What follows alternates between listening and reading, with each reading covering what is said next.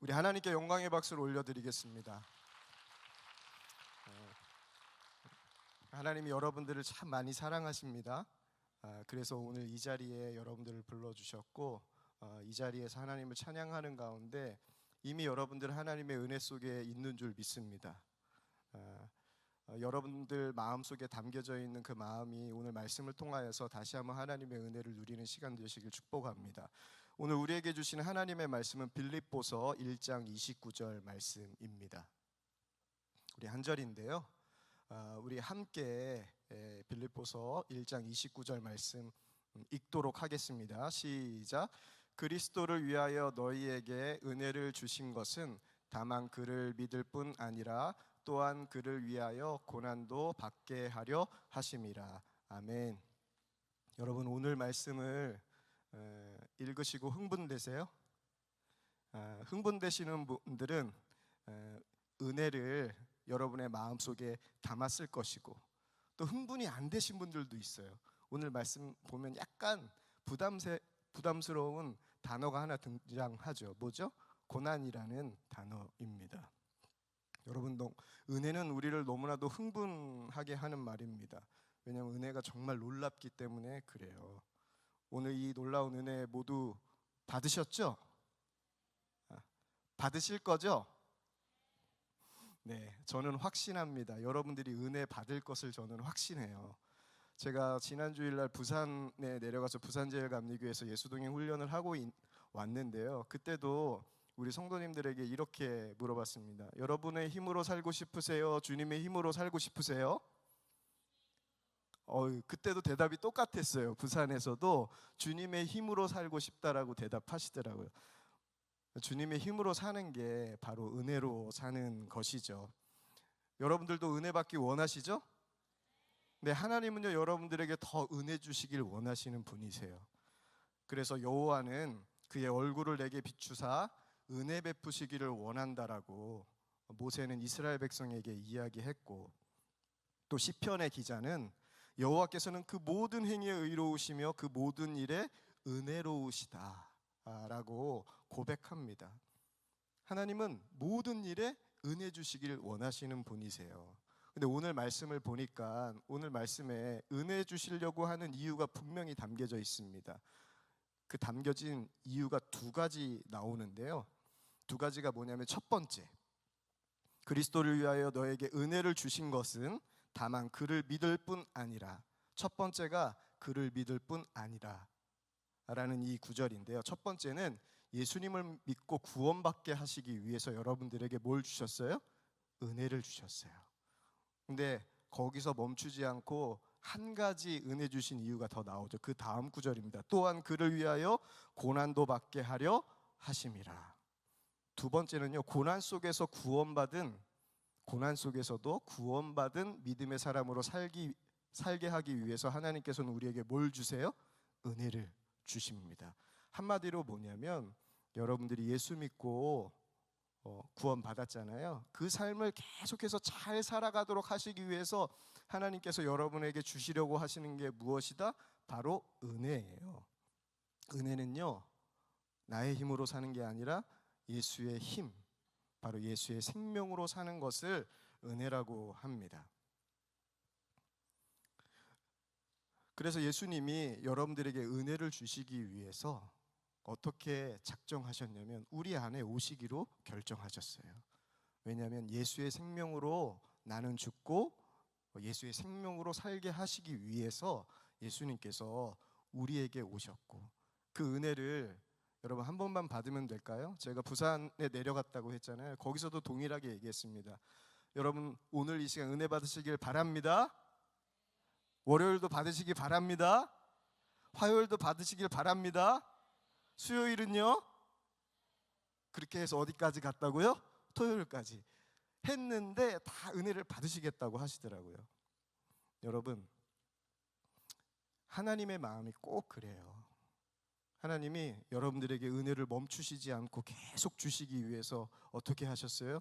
우리 안에 오셨어요. 제가 예수동행 운동을 하면서 받은 가장 큰 은혜가 바로 이거예요. 은혜 중에 은혜, 가장 큰 은혜가요, 예수님이 나와 함께 하신다는 것. 이게 믿어진 게 저에게 가장 큰 은혜였어요. 이 은혜를 통하여서 제 삶이 달라졌는데 뭐가 달라졌냐면 은혜를 보는 눈이 달라졌습니다. 은혜를 보는 것은요, 여러분이 맞추는 게 아니에요. 여러분의 느낌이 아닙니다. 뭐죠? 주님의 역사예요. 제가 은혜를 받았다는 것을 아는 것은요, 내 느낌이나 감정, 이성, 생각이 아니라요, 주님이 여러분 안에서 역사하신 거예요. 그걸 성경이 증언해요. 고린도전서 2장 12절 보면 우리가 세상의 영을 받지 아니하고 오직 하나님으로부터 온 영을 받았으니 이는 우리로 하여금 하나님께서 우리에게 은혜로 주신 것들을 알게 하려 하심이라. 그래서 이 은혜의 눈이 열리면 다 어떻게 고백하는 거예요? 아까 전에 시편 145편의 기자가 우리 여호와는 모든 행위에 의로우시며 그 모든 일에 뭐하시다? 은혜로우시다 라고 고백하잖아요. 근데 시편 기자만 그렇게 고백한 게 아니라 바울은 어떻게 고백합니다. 내가 나된 것은 하나님의 은혜로 된 것이니 오직 나와 함께 하신 하나님의 은혜라 라고 고백해요. 여러분, 하나님께서 우리에게 왜 은혜를 주시려고 할까요? 그것을 왜 오늘 본문 말씀은 아주 구체적으로 이야기했죠? 그것은 우리에게 은혜가 꼭 필요하기 때문입니다. 그리스도의 삶은요, 주님의 생명으로 사는 삶이 그리스도인의 삶이에요. 주님의 생명은요, 누구만 줄 수 있는 거예요? 내 힘으로 얻을 수 있는 게 아니에요. 내 열심으로 얻을 수 있는 게 아니에요. 돈으로 살 수 있는 게 아니에요. 여러분의 지혜로 얻을 수 있는 게 아니에요. 오직 누구로요? 예수 그리스도를 통하여서 얻을 수 있는 거예요. 내가 어떻게 할 수 있는 영역이 아니에요. 그래서 제가 예수동행 운동하면서 이게 깨달아진 거예요. 그리스도인의 삶은 스스로 할 수 있는 게 아무것도 없구나. 주님의 생명은 내가 할 수 있는 게 아무것도 없구나. 그래서 비로소 요한복음 15장 5절 말씀이 제 말씀이 된 거예요. 나는 포도나무요 너희는 가지니 그가 내 안에 내가 그 안에 거하면 사람이 열매를 많이 맺나니 너희가 나를 떠나서는 아무것도 할 수 없느니라. 이 고백이요, 저에게 실제 고백이 되는 거예요. 그래서 믿음 안에 있으면 내가 아무것도 할 수 없다라는 게 진짜 믿어지니까 모든 것이 어떻게 되는 거예요? 다 은혜가 되는 거예요. 그래서 내가 나 된 것은 다 뭐예요? 하나님의 은혜. 바울이 노력 안 했을까요? 주님의 역사하심을 따라 나도 힘을 다하여 수고하노라 라고 바울도 고백하잖아요. 근데 그 힘은요, 아무것도 아닌 거예요. 하나님 앞에서, 하나님 은혜 앞에서는요, 힘을 다하는 게 아무것도 아닌 거예요. 하나님의 역사가 먼저 일어나지 않으면 자기에게 아무것도, 자기가 힘을 다하여 수고해도 아무것도 안 된다는 게 바울의 고백이었습니다. 그 믿음 안에 있으니까요, 예수님과 함께 있으니까 모든 것이 은혜가 되면서 제게 하나님께서 주신 은혜들이 보이기 시작했어요. 제가 이 감리교 신학대학교를 사랑합니다. 왜냐하면 제가 이 학교 출신이거든요. 근데 이 학교에 예수동행 모교 집회를 하게 되면서 오게 됐어요. 그동안 한참을 못 오다가 오게 됐는데 이 학교만 오면 생각나는 한 선배가 있어요. 제가 신학교 다닐 때 한 선배가 있었었는데 졸업하고 난 다음에 한번 만난 적이 있습니다. 기숙사에 살면서 이거는 건드리면 안 되는데 꼭 이것을 건드리더라고요. 얼굴은 건드리면 안 되잖아요. 얼굴이 어떻다는 것은 건드리면 안 되는데 그분이 제 얼굴에 대해서 피드백을 한 거예요. 동혁아, 너는 진짜 눈도 찢어지고 코도 뭉뚱하고 크고 뼈도 없는 것 같고 입술도 두툼하고 진짜 네 얼굴 보면 별로야. 이렇게 얘기하는 거예요. 그런데 네 얼굴을 합쳐놓고 보잖아? 그러면은 하나님께서 합력하여 선을 이룬다라는 그 말씀이 생각나. 진짜 하나님의 말씀은 진리인 게 확실해. 이렇게 얘기를 하는 거예요. 그 선배가 생각나는 거예요. 여러분, 제가 그 이후에 제가 어떻게 하고 다녔는지 아십니까? 제 얼굴에 자신이 있어요. 왜냐하면 저 보면 하나님이 생각난대잖아요. 하나님의 형상이 생각난대잖아요. 그러면 됐죠. 제가 송중기일 필요는 없지 않습니까? 하나님만 생각나면 됐죠. 얼마나 이게 은혜의 얼굴이에요. 제가 주님과 동행하면서 이 은혜를 발견한 거죠. 근데 은혜 눈이 열리면요, 하나님의 은혜가 보이기 시작하고 거기에서 끝나는 것이 아니라 하나님의 은혜가 얼마나 크고 깊은지 더욱 알게 됩니다. 여러분, 하나님이 여러분들을 사랑하시죠? 그냥 사랑하시나요? 이렇게는 얘기하죠. 많이 사랑하신다고. 그죠? 하나님께서 여러분들을 많이 사랑하십니다. 근데 저도 많이 사랑하시거든요. 제가 이걸 어떻게 알았냐면 말씀을 통해서 알았어요. 하나님께서 여러분들을 언제부터 계획하셨죠? 에베소서 1장 4절 말씀이에요. 제가 얘기하는 게 아닙니다. 하나님은 세상 창조 전에 그리스도 안에서 우리를 택하시고 사랑해 주셔서 하나님 앞에서 거룩하고 흠이 없는 사람이 되게 하셨습니다. 세번역 성경으로 읽었거든요. 바울이요, 고백한 자신의 고백입니다. 바울이 은혜를 받으니까요, 하나님께서 자기를 언제 택하셨대요? 다메섹에서 하나님께서 바울을 만나시고 택하신 게 아니라 언제요? 창세 전에, 세상 창조하기 전에 그리스도 안에서 우리를 택하셨다. 우리가 누구예요? 바울뿐만이 아니라 에베소 교회 전체에게 하는 말이에요. 그 말은 곧 우리도 그 안에 들어간다는 거예요. 여러분, 창세전부터 여러분들을 하나님께서 계획하셨어요. 바울은 주님과의 관계가 열리면서 이게 보인 거예요. 창세전부터 사랑하시는 분이 누구예요? 창세전부터 여러분을 사랑하신 분이 우리 하나님이세요. 저는 믿음의 1세대거든요. 가족 중에 믿음의 선진들이 없다는 게 저에게는 늘 마음의 아쉬움이었어요. 그래서 믿음의 대를 잇는 가정들을 보면 참 부러웠습니다. 특별히 믿음의 대를 누가 잘 이어요? 목회자 가정들이 잘 이루잖아요. 그래서 목회자 가정을 보면, 그 자녀들을 보면 참 부러웠습니다. 그런데 하나님은 말씀을 통하여서 제가 은혜의 눈이 열리니까 제가 누구 자손인지 분명히 보게 하셨습니다. 여러분, 제가 누구 자손인지 아세요? 제가 알려드릴게요. 갈라디아서 6장 7절 말씀입니다. 그러므로 믿음으로 말미암은 자들은 아브라함의 자손인 줄 알지어다. 아멘. 제가 누구 자손이라고요? 아브라함의 자손이에요. 믿음 3대요, 아무것도 아니에요. 아브라함까지 올라갑니다. 그게 저한테 믿어지는 거예요.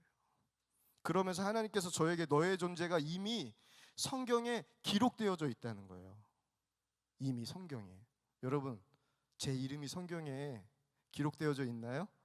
66권 잘 읽어보세요. 일독할 수 있습니다. 제 이름이 있나 없나.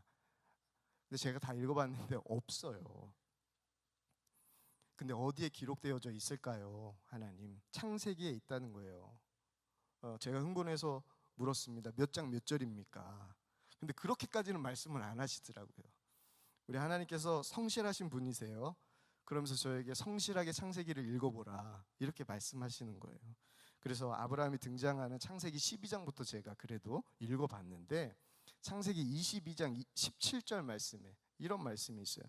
내가 내게 큰 복을 주고 내 씨가 크게 번성하여 하늘의 별과 같고 바닷가의 모래와 같게 하리니 내 씨가 그 대적의 성문을 차지하리라. 이 구절을 읽는데 하나님께서 저에게 이렇게 말씀하세요. 동요가, 네가 하늘의 별이야. 네가 하늘의 별이야. 왜요?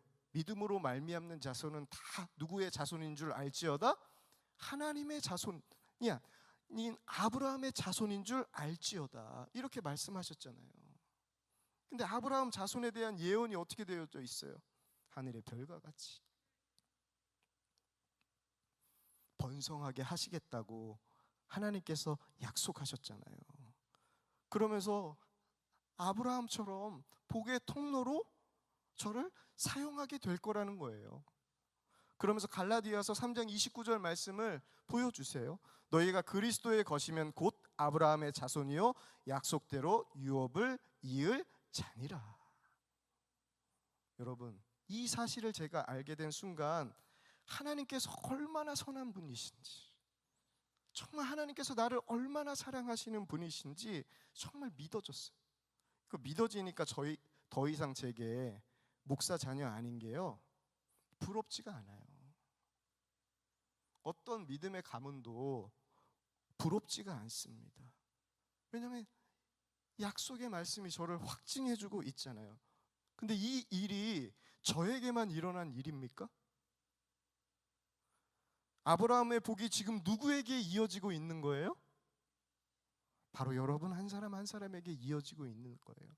믿음으로 주님을 고백하는 하나님의 자녀인 여러분 모두에게 하나님은 동일하게 역사하고 계신 거예요.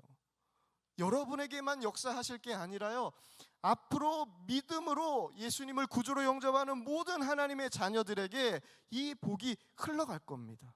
이 복을 잊게 하는 역사가 계속해서 일어날 것입니다. 이 믿음의 눈이 열리면요, 주님을 위해서 우리가 해야 할 게 무엇인지 분명해져요.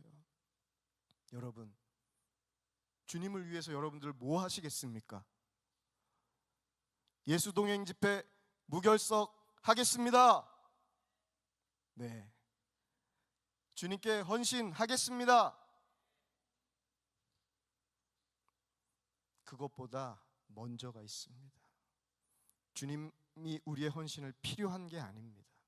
주님이 우리에게 가장 원하시는 것은요, 단 하나예요. 주님 안에 거하는 거예요. 주님을 위한 헌신이 먼저가 아닙니다. 주님 안에 거하는 거예요. 그러면 우리 안에 계신 주님께서 헌신하게 하시고 생명의 열매를 맺게 하시는 거예요. 중국 선교사인 허드슨 테일러도 한동안 불평하고 원망하고 두려움, 염려, 고통 속에 살았습니다. 아무리 노력해도 마음의 은혜와 평강이 없는 거예요. 그러다가 누워서 쓰러졌는데 그때 요한복음 15장 5절 말씀이 그에게 붙잡혀지는 거예요. 나는 포도나무요 너희는 가지니 너희가 내 안에 내가 너희 안에 거하면 너희가 열매를 많이 맺느니라. 이 말씀이 그대로 그의 심령 가운데 들어오는 거예요. 그러면서 그 안에 이게 믿어지는 거예요. 예수님 안에 거하면 되는구나. 내가 예수님 안에만 거하면 되는구나. 그것이 믿어지자 그가 즉시 은혜와 평강 속으로 들어갔다고 그가 고백해요. 그러면서 1869년 10월 17일 누이 아멜리아에게 보낸 편지에 허디슨 테일러가 이렇게 썼습니다. 이제 부담과 중압감은 모두 사라졌다. 아마도 요즘 며칠이 내 인생에서 가장 행복했던 때였던 것 같다. 주님께서 나를 위해 행하신 것은 새롭거나 이상하거나 놀라운 것은 없었다. 그럼에도 불구하고 지금은 모든 것이 새롭다. 한마디로 말하면 내가 눈이 멀었다가 지금은 본다는 것이다. 그동안 예수님 안에서 안식하기 위해 헛되이 애써왔구나. 이제 결코 더 이상 애쓰지 않겠다. 왜냐하면 그분께서 나와 항상 함께 하시겠다고, 결코 나를 떠나지 않으시고 함께 하시겠다고 약속했기 때문이다. 그것이면 충분하였다. 나는 그리스도와 함께 죽었고 장사되었으며 또한 부활하였고 승천하였다. 지금 그리스도께서 내 안에 사시며 내가 육체 안에서 사는 것은 나를 사랑하사 나를 위해 자신을 주신 하나님의 아들을 믿는 믿음으로 사는 것이다. 이제 그분께서 나를 어느 곳에 어떻게 두시는지는 중요하지 않다. 왜냐하면 그분께서는 가장 평안한 상태에서도 내게 은혜를 주시며 가장 어려운 상태에서도 그분의 은혜는 충분하기 때문이다 라는 그 편지를 썼어요. 저는 예전에 주님의 일을 하는 것이 예수님을 잘 믿는 것이다 라고 생각했습니다. 그런데 예수님과 친밀히 동행하면서 가장 큰 은혜가요, 주님이 나와 함께 계신 것이 믿어지는 것. 바로 내가 주님 안에 거하며 주님과 친밀한 관계를 갖는 것이 제가 해야 할 유일한 일이라는 것을 더욱 분명히 깨닫게 되었습니다. 그래서 제가 예수동행 운동을 하면서 선한목자교회에서 훈련한 가장 첫 번째 훈련이 바로 그거예요. 일어나자마자 주의 이름을 부르며 감사를 고백하는 거였습니다. 그리고 주님과 동행하고 주님과 친밀히 관계하기 위해서 제 삶에 변화가 일어난 것이 바로 예수님을 수시로 생각하게 된 거예요. 그리고 하루를 마치는 날 마지막 하나님께서 부르신 그 거룩한 자리가 저는 일기를 쓰는 자리입니다. 그래서 동행 일기를 쓰면서 제 삶은 점검합니다. 그러면서 제가 더욱더 친밀해져 가는 것을 주님 안에서 누리고 있어요. 지난 여름에 예수동행 신학이라는 책이 출간되었습니다. 출간되었고 북 콘서트를 했는데 그때 질의응답하는 시간이 있었습니다. 그때 어떤 분이요 참 중요한 질문을 하나 해주셨는데 24시간 예수님과 동행하라고 친밀하게 동행하라고 하셨으니까 그러면 한 가지 묻겠습니다.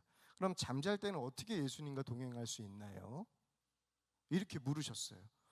여러분 생각은 어떠십니까? 24시간 동행해야 되는데 잠잘 때 예수님과 동행할 수 있습니까? 제가 여러분들에게 한 가지를 던져보겠습니다. 잠자는 것이 은혜입니까? 고난입니까? 잠자는 것이 은혜입니다. 이것이 얼마나 큰 은혜인지 아는 분들도 참 많을 겁니다. 그러면서 제가 생각을 해봤어요. 그분의 질문을 받고 어떤 생각을 해봤냐면 주님과 내가 언제 24시간 중에서 가장 친밀할까? 친밀한 관계를 유지하면서 살아갈까?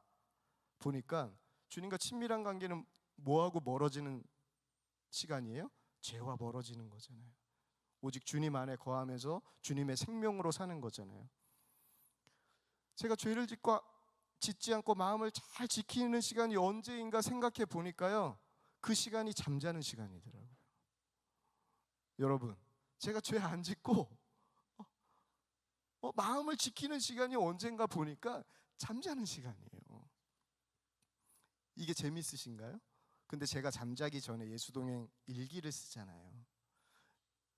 제 자신을 점검합니다. 그리고 제 자신을 주님께 맡겨요. 어떻게 맡기냐면 제 동행 일기의 마지막은 항상 같습니다. 주님 감사합니다. 주님 사랑합니다. 여러분 이게 되게 가벼운 말이잖아요. 그렇죠? 늘 여러분들도 사용하는 아주 흔한 말이잖아요.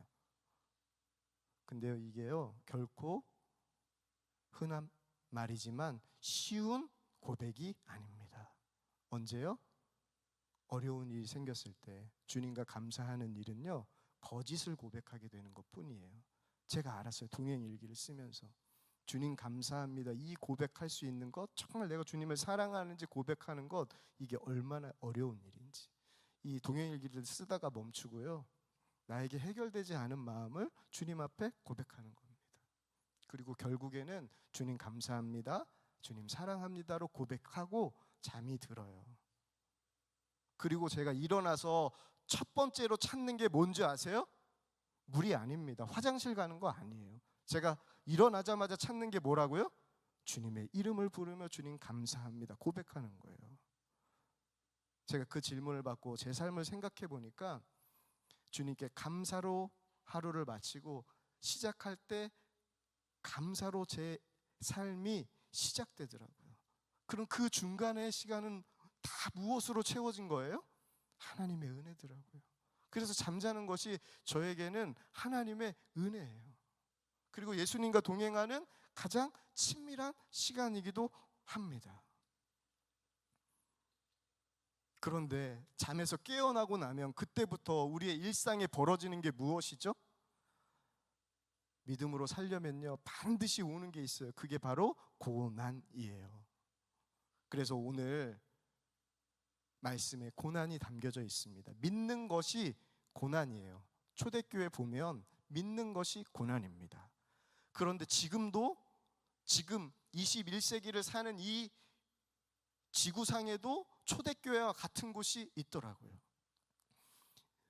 예수동행 목회를 하시고 은퇴하셨습니다. 그리고 그 남은 생을 어떻게 살까 하다가 선교지로 나가신 한 목사님이 계세요.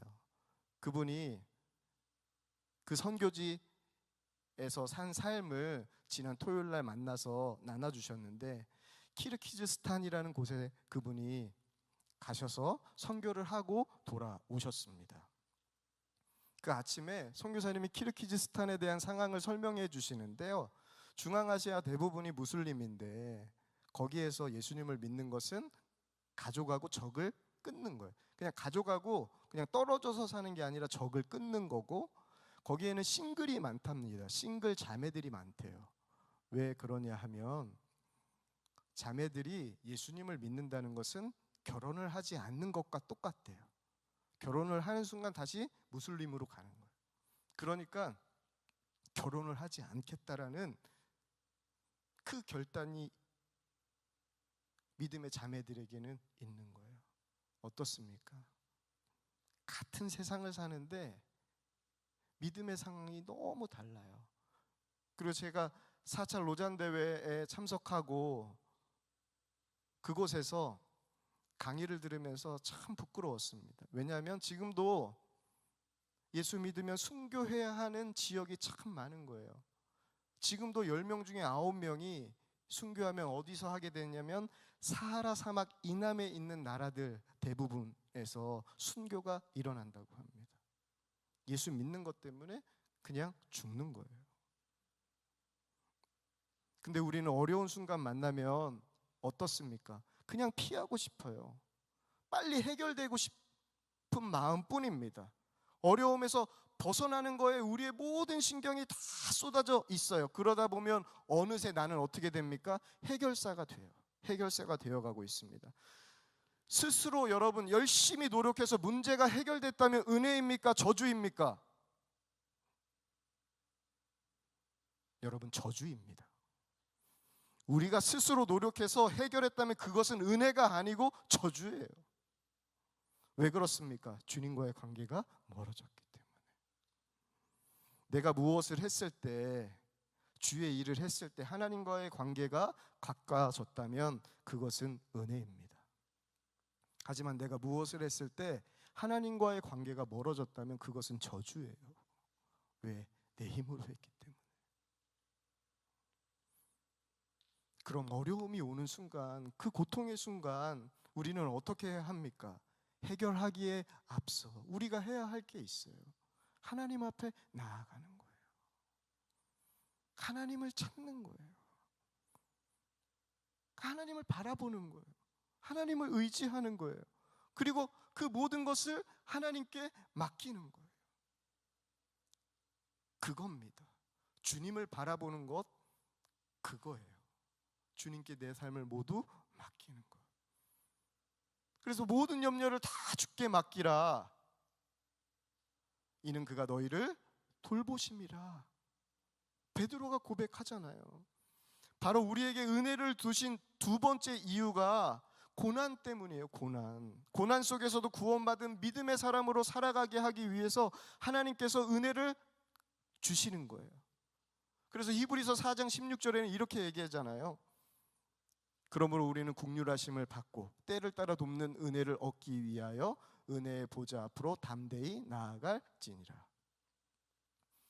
여러분, 우리에게 한 번의 은혜가 필요한 것 아닙니다. 때를 따라 돕는 은혜가 필요해요. 때마다 필요해요. 그래서 주님이 우리 안에 오셨어요. 우리가 해야 할 일은요, 은혜의 보좌 앞으로 은혜를 얻기 위해서 나아가는 거예요. 은혜의 보좌가 무엇입니까? 바로 왕의 의자잖아요. 은혜의 보좌가 왕이 계신 곳이잖아요. 우리의 왕, 은혜의 보좌는 우리의 왕 예수 그리스도예요. 예수 그리스도께 담대히 나아가는 거예요. 담대히 나아가는 게 바로 나에게 우리의 왕이신 주님께서 은혜 주실 것을 믿고 나아가는 거예요. 그런데 우리는 고난받으면 꼭 어떻게 되는 것 같아요? 하나님의 은혜가 멈춘 것 같아요. 그래서 우리가 어떻게 합니까? 하나님의 은혜가 멈췄을 때는 하나님의 은혜를 어떻게 해야 돼요? 끌고 와야 되잖아요. 그래서 우리는 뭐 해죠? 기도합니다. 그런데 구해도 주시지가 않아요. 그럴 때 우리는 전문적인 행동을 합니다. 불평을 하죠. 모든 것을 다 아시는 하나님께서 구해도 주시지 않아요. 그러면 우리는 어떻게 해야 되죠? 그것은 구해야 할 것이 아니라 우리에게 없어야 할 것입니다. 주시지 않는 것이 은혜인 거죠. 여러분, 고난을 섣불리 판단하면 안 됩니다. 왜냐하면요, 고난은요, 하나님의 숨겨진 특별한 은혜를 발견하는 통로이기 때문에 그래요. 제가 믿음의 1세대라고 했잖아요. 저는 불신자 가정에서 태어났거든요. 아버지가 구원받지 못해서 아버지 구원하는 일이 제 평생의 소원이었는데 갑자기 뇌출혈로 쓰러지셨어요. 근데 주의 은혜로 구원받고 돌아가셨어요. 정말 큰 은혜였어요. 아버지는 놀랍게 구원받고 돌아가셨지만 저에게는 늘 뭐가 아쉬웠다고 했어요? 믿음의 유산이 없는 게 아쉬웠다고 고백했잖아요. 근데 그 눈을 뜨게 한 진짜 사건이 하나 저에게 벌어졌는데, 그게 뭐냐면 함께 사역하는 한 부목사님 아버님 장례식에 제가 참여했습니다. 그 목사님의 아버지는요, 고등학교 때, 그 목사님 고등학교 때 사고로 추락하셔서 20년을 뇌사 상태로 사신 분이셨어요. 그리고 장례를 맞는 거였어요.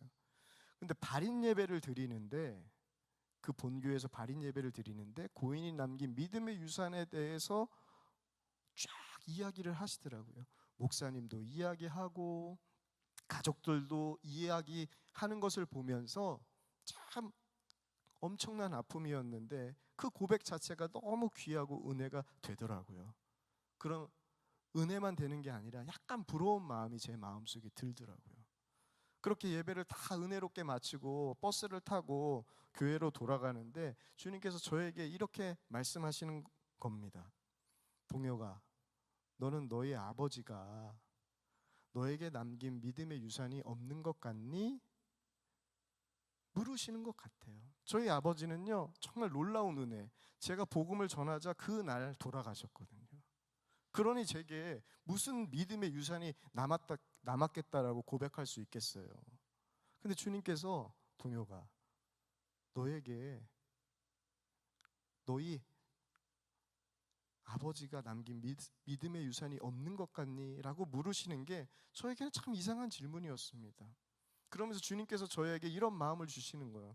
너 아버지 때문에 얼마나 힘들었니? 얼마나 고생했어? 예수 믿는다고. 그러면서 너 얼마나 많이 참았니? 그리고 너 끝까지 붙잡은 말씀 있잖아. 네 아버지 구원할 때까지 끝까지 붙잡은 말씀, 주 예수를 믿으라. 그리하면 너와 내 집이 구원을 얻으리라. 이 말씀도 끝까지 붙잡았잖아. 말씀이 이루어진다는 믿음으로 끝까지 포기하지 않고 인내한 것, 고난 속에서도 나를 찾은 것, 나를 신뢰한 것, 이 정도면 얼마나 훌륭한 믿음의 유산이니, 이렇게 말씀해 주시는 것 같아서. 그러면서 한 말씀을 제게 생각나게 해주셨는데 그 말씀이 야고보서 1장 4절 말씀이에요. 인내를 온전히 이루라. 이는 너희로 온전하고 구비하여 조금도 부족함이 없게 하려 함이라. 저는 이 사건을 통해서요, 제 삶 전체가 하나님의 섭리 안에, 그 하나님의 은혜 안에 있다는 것을 분명히 깨닫게 되었습니다. 하나님의 은혜와 사랑은요, 한 번도 제 인생 가운데 멈춘 적이 없더라고요.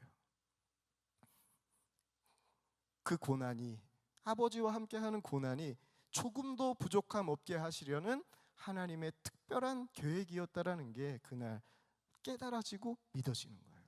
그러면서 돌아오는 버스 안에서요, 제가 얼마나 감격하고 울었는지 모릅니다. 그 사건을 통해서 정말 은혜가 하나님 앞에서는 한 번도 멈춘 적이 없구나라는 게 분명하게 믿어졌어요. 은혜의 눈이 열리면요, 그래서 고난도 두렵지 않게 됩니다. 제가 이번 6월 달부터 7월 달까지 영국 부흥 현장을 갔다 왔는데 첫 번째로 갔었던 곳이 리빙스턴 박물관이라는 곳이었어요. 아프리카 선교사였죠. 그가 노년에 아프리카 선교사 하던 중에 노년에 옥스퍼드 대학에서 명예 박사 학위를 받기 위해서 잠시 귀국을 합니다. 그때 많은 사람들이 모였어요. 학생들이 모였습니다. 그래서 자기가 아프리카에서 겪었었던 일들을 강연을 했어요. 잘 설명했습니다. 근데 거기 리빙스턴 박물관을 가면 들어가는 입구에 한 가지 동상이 크게 새겨져 있는데 그 동상은 어떤 동상이냐면 사자가 리빙스턴을 무는 그 동상이에요. 아프리카 선교하자마자 그는 팔을 사자에게 물려서 한쪽 팔을 불구로 평생 살게 됩니다. 그리고 거기서 떠나지 않고 계속 아프리카를 선교를 위해서 살았어요. 그래서 한 학생이 질문을 했습니다. 리빙스턴에게. 선생님, 그 어려운 형편 속에서, 그 여건 속에서 굴하지 아니하고 선생님께서 꿋꿋하게 주어진 사명에 충성을 다할 수 있었던 비결이 있었다면 그것이 무엇입니까? 라고 물어요. 그때 리빙스턴이 이렇게 대답했습니다. 볼지어다 내가 세상 끝날까지 너희와 항상 함께 있으리라. 그 약속해 주신 우리 주님께서 언제나 나와 함께 하시면서 저를 붙잡아 주셨기 때문입니다. 라고 대답했어요. 그 리빙스톤이 아프리카로 선교사로 떠나는 날 부모님 앞에서 인사하면서 그 인사를 이렇게 했다고 해요. 그 인사가 시편 121편이었습니다. 시편 121편으로 그 말씀을 읽으면서 부모님께 인사를 했는데요. 내가 산을 향하여 눈을 들리라. 나의 도움이 어디서 올까? 나의 도움은 천지를 지으신 여호와에게서로다. 여호와께서 너를 실족하지 아니하게 하시며 너를 지키시는 이가 졸지 아니하시리로다. 이스라엘을 지키시는 이는 졸지도 아니하시고 주무시지도 아니하시리로다. 여호와는 너를 지키시는 이시라. 여호와께서 내 오른쪽에서 내 그늘이 되시나니 낮의 해가 너를 상하게 하지 아니하며 밤의 달도 너를 해치지 아니하리로다. 여호와께서 너를 지켜 모든 환난을 면하게 하시며 또 내 영혼을 지키시리로다. 여호와께서 너의 출입을 지금부터 영원까지 지키시리로다. 아멘. 이 시편을 낭독하며 인사를 했다고 해요. 여러분, 이 시편의 동행일기가 여러분들 어떻게 들려지셨습니까? 정말 주의 은혜는 한 번도 멈춘 적이 없다라는 것 분명하게 이 시편 기자가 고백하고 있잖아요. 주님께서 우리에게 은혜를 주신 것은요, 우리가 바로 이 은혜의 증인으로, 우리 하나님은 한 번도 은혜를 멈춘 적이 없으신, 정말 나를 많이 사랑하시는 분이십니다. 이 은혜를 증거하게 하기 위해서 여러분에게 은혜를 주셨습니다. 여러분들에게 지금 어떤 은혜가 필요하세요? 하나님은요, 여러분이 살아갈 수 있는 모든 은혜를 이미 주셨습니다. 그 은혜가 바로 예수 그리스도예요. 여러분의 삶 전체를 주님이 기뻐하시는 삶으로 살게 할 수 있는 유일한 길은 다른 것이 아니라 예수님 한 분뿐입니다. 그 예수님이 어디와 계신 거예요? 지금 우리 안에 계신 거예요. 그래서 하늘에 신령한 모든 복을 주셨다고 바울이 에베소 교인들에게 당당하게 고백하는 거예요. 저는 어려운 순간이 있을 때마다 골로새서 2장 3절 말씀을 기억해요. 그리고 고백합니다. 그 안에는 지혜와 지식의 모든 보화가 감추어져 있느니라. 그 안에, 바로 예수 안에는 우리가 살아갈 모든 지혜와 지식이 다 감추어져 있어요. 감추어져 있습니다. 감추어져 있으니까 우리는 뭐 하면 돼요? 찾으면 됩니다. 그래서 찾으라 그리하면 찾아낼 것이요 라고 주님이 말씀하셨잖아요. 찾는 게 뭐예요? 주님의 이름을 부르는 거예요. 주님을 찾는 거예요. 누구든지 주의 이름을 부르면 구원을 얻으리라. 우리가 주의 이름 강력하도다, 주의 이름 아름답도다 찬양했잖아요. 그 이름에 권세가 있습니다. 능력이 있어요. 그게 바로 주님을 바라보는 거예요. 여러분, 가장 큰 은혜, 그것은 주님이 나와 함께 계신 것입니다. 우리가 할 일은 단 하나예요. 그 주님과 함께 감추어진 은혜를 누리는 겁니다. 그 감추어진 은혜를 누리는 길이 바로 주님을 찾는 거예요. 이게 바로 주님과 동행하는 사람입니다. 주님과 동행하는 삶, 바로 주님 바라보며 주님이 주신 은혜로 사는 삶입니다. 은혜로 살 때 우리는 나는 죽고 예수의 생명으로 살게 돼요. 그 삶이 저와 여러분의 삶이길 축복합니다. 그래서 그 은혜를 세상 가운데 정말 증거하고 살아갈 수 있는 저와 여러분 되길 축복합니다. 우리 이 시간 찬양하고 기도할 텐데요. 오직 주의 은혜로 우리 함께 찬양하고 기도하겠습니다.